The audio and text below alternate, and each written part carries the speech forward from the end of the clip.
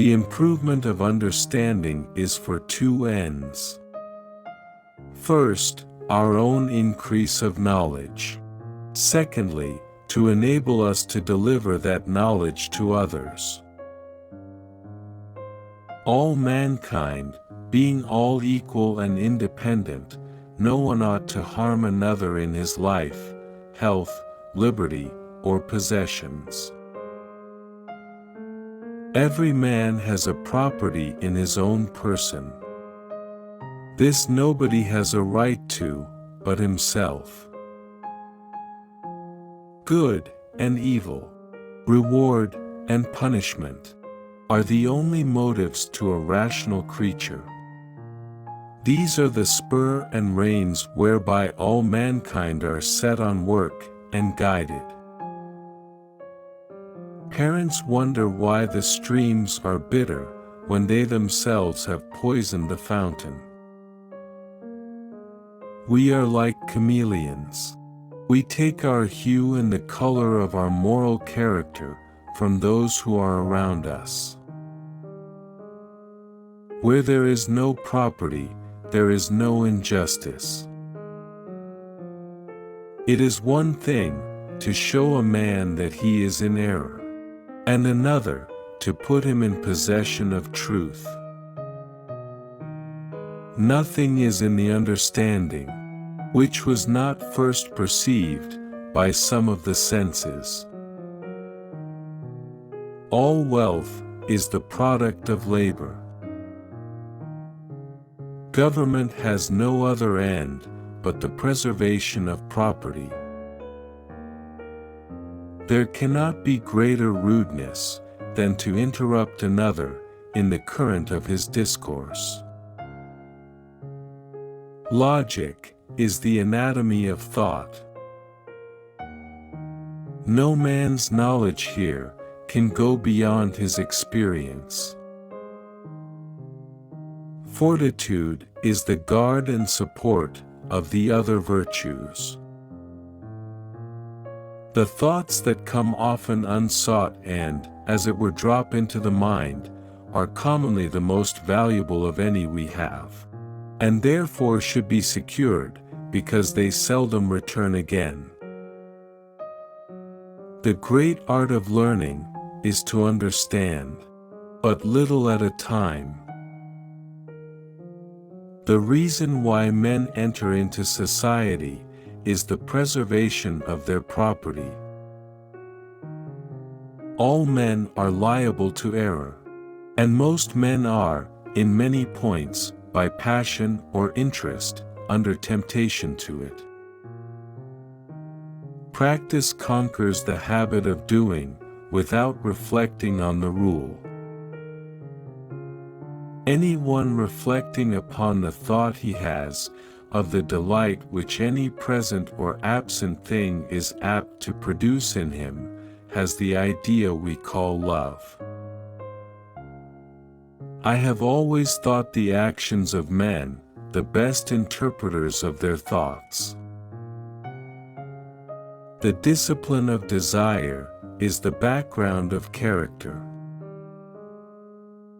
There is frequently more to be learned from the unexpected questions of a child than the discourses of men, who talk in a road, according to the notions they have borrowed, and the prejudices of their education. Affectation is an awkward and forced imitation of what should be genuine and easy, wanting the beauty that accompanies what is natural. To love our neighbor as ourselves is such a truth for regulating human society, that by that alone, one might determine all the cases in social morality. The visible mark of extraordinary wisdom and power appears so plainly in all the works of creation. Education begins the gentleman, but reading, good company, and reflection must finish him. The dread of evil is a much more forcible principle of human action than the prospect of good. It is of great use to the sailor to know the length of his line, though he cannot with it fathom all the depths of the ocean. Our incomes are like our shoes. If too small, they gall and pinch us. But if too large, they cause us to stumble and trip. He who will make good use of any part of his life must allow a large part of it to recreation. The only fence against the world is a thorough knowledge of it. To ask at what time a man has first any ideas, is to ask when he begins to perceive, having ideas and perception being the same thing. Reading furnishes the mind only with materials of knowledge. It is thinking that makes what we read ours. As people are walking all the time in the same spot, a path appears. Virtue is everywhere that which is thought praiseworthy, and nothing else, but that which has the allowance of public esteem, is called virtue. We should have a great many fewer disputes in the world, if words were taken for what they are, the signs of our ideas only, and not for things themselves. It is easier for a tutor to command than to teach. One unerring mark of the love of truth is not entertaining any proposition with greater assurance than the proofs it is built upon will warrant. Where all is but a dream, reasoning and arguments are of no use, and truth and knowledge are nothing. To prejudge other men's notions before we have looked into them is not to show their darkness, but to put out our own eyes. Reverie is when ideas float in our minds without reflection or regard for understanding. An excellent man, like precious metal, is in every way invariable. A villain, like the beams of a balance, is always varying, upwards and downwards. Our deeds disguise us.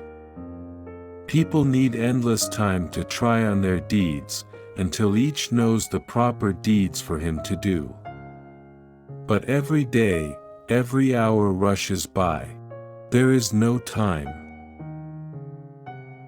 The end of the law is not to abolish or restrain, but to preserve and enlarge freedom.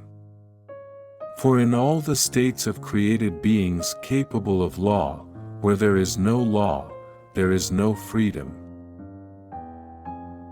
I have spent more than half a lifetime trying to express the tragic moment. What worries you, masters you? New opinions are always suspected, and usually opposed, without any other reason, but because they are not already common. Things of this world are in so constant a flux, that nothing remains long in the same state. A sound mind in a sound body is a short but full description of a happy state in this world. He that has these two, has little more to wish for. And he that wants either of them, will be little better for anything else.